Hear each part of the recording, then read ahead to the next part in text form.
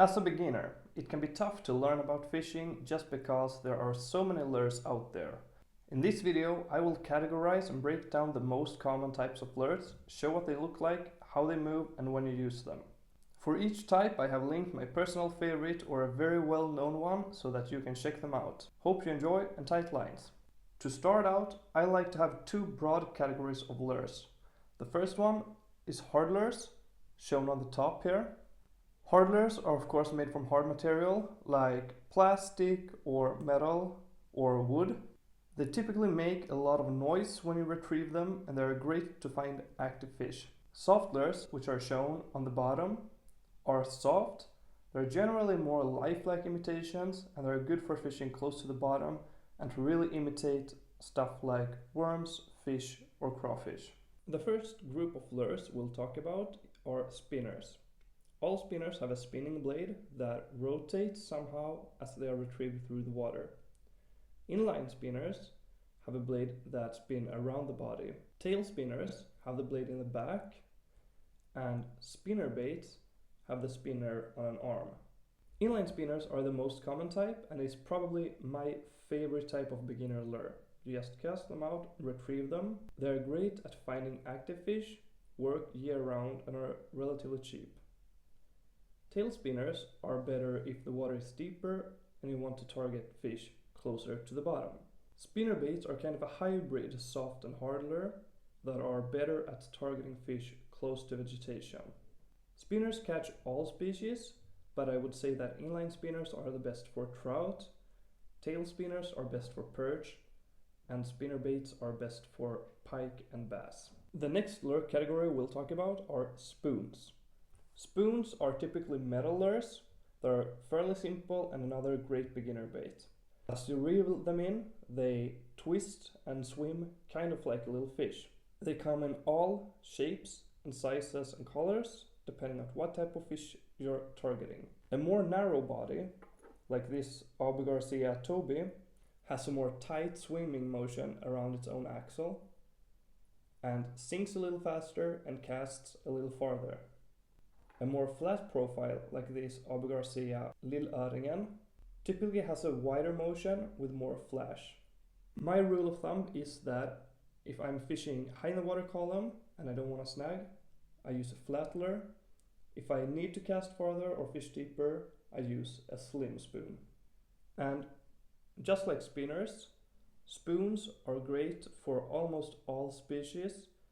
Generally, smaller sizes are good for trout and panfish, and larger sizes are good for salmon, pike, bass, and even muskie. Next, let's talk about crankbaits. Crankbaits are made from plastic or wood, and they all have a bill, which is the part that gives it its motion as we retrieve it. A short bill, like this one, makes the lure dive not very deep. A longer bill, like this one, that is also more horizontal, creates a deep diving crankbait. The profile is very important for the motion. A thin profile creates a tight motion, whereas this one, for example, that has a little more bulky profile, it creates a more wobbling motion. Just like with the spoon and the spinner, basically all species can be caught on a crankbait. This little rapala, for example, is great for perch, trout, and panfish. The larger ones also work for bass, but are also great lures for pike and muskie. Lipless crankbaits, like this one, and blade baits, like this one, are both lures that are tied on the back of them and that create a lot of vibration as they swim through the water. They are really good for covering a lot of water, as they can be seen from a distance, and typically they also cast really far and sinks quite fast. Great lures for cold water. You can even fish them vertical from a boat or from the ice. The last category of hard baits that we'll go through are floating hard baits. All of these are floating and the fish come up and strike them on the surface. They will not always work, but when they do, it's really exciting. The popper has a flat mouth, and as you twitch it in, it creates a popping motion in front of it that attracts fish from a long distance. great if they are really on a bite, for mainly bass and pike. Walk the dog lures, unfortunately this one doesn't have hooks because I took them off. They have a more swimming motion on the top.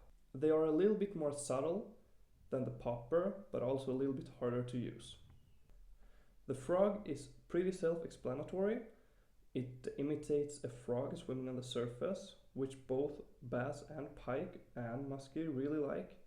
The cool thing about the frog is that the hooks are hidden on the side of it. When the fish bites, the hooks are exposed. This allows you to throw and fish the frog through thick vegetation like lily pads.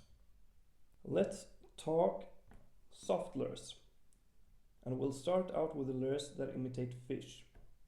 These are usually called soft swim baits, and they can be unweighted with no hooks, like this Westin shad tees, or they can have internal weight with hooks, like this Mega Bass Dark Sleeper. If they are unweighted, you typically have to give them weight and of course a hook somehow. The most basic way is using a ball jig head. You simply thread the lure on,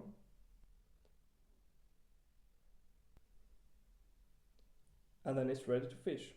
Depending on size, you can catch any species on these type of soft swim baits, but they're especially good for bass, perch and pike. They can also be rigged on jigs with skirts, and they can even have weed guards so you can fish them in very thick vegetation.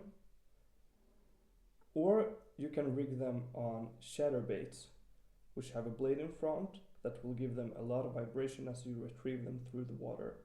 Kind of a mix between a vibration bait and a soft lure. Another type of fish-like soft lure is called a fluke, which has a much more gentle motion, which is really good in cold water. Lastly, we will talk about soft plastics that doesn't look like fish really. Twister tails or grubs kind of look like worms as they swim through the water. The tail moves, creating a very lifelike action. The smaller sizes are great for panfish and trout. Larger sizes are great for bass and pike. Different types of small and larger plastic worms are great all-round lures. Stick baits are worm-like lures that are slightly thicker. These are what are used for nets, like in this case, it's rigged on a Ned head, which helps this lure stand upright on the bottom. Lastly, we have craws and creatures. This one is rigged on a football jig head, which again helps it stand up on the bottom.